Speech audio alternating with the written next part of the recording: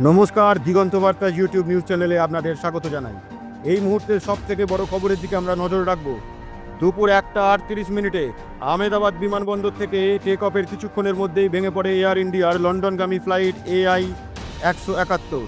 এই বিমানে মোট 242 জন যাত্রী এবং ক্রু ছিলেন বলে জানা যাচ্ছে। বিমানে থাকা পাইলট ছিলেন ক্যাপ্টেন সুমিত সাবরওয়াল, যার 8200 ঘন্টার উড়ান অভিজ্ঞতা আছে। সহ পাইলট ছিলেন ক্লাইভ কুন্দার।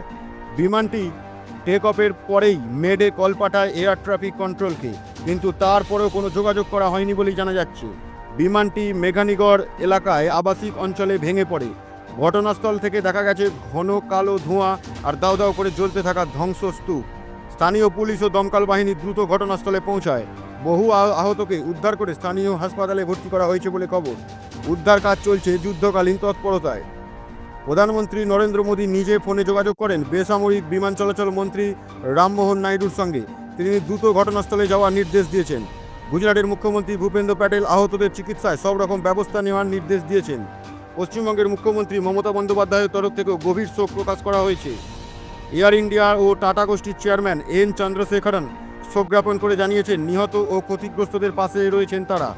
এই দুর্ঘটনায় ঠিক কতজন মারা গেছেন তা এখনও পর্যন্ত নিশ্চিত নয়। সমস্ত তথ্য জানতে চোখ রাখুন আমাদের দিগন্ত বার্তা নিউজ চ্যানেলে। পরবর্তী আপডেট পাওয়ার জন্য চ্যানেলটি সাবস্ক্রাইব করতে ভুলবেন না। এই ঘটনায় আমরা গভীরভাবে শোকাহত। আহতদের দ্রুত আরোগ্য কামনা করি।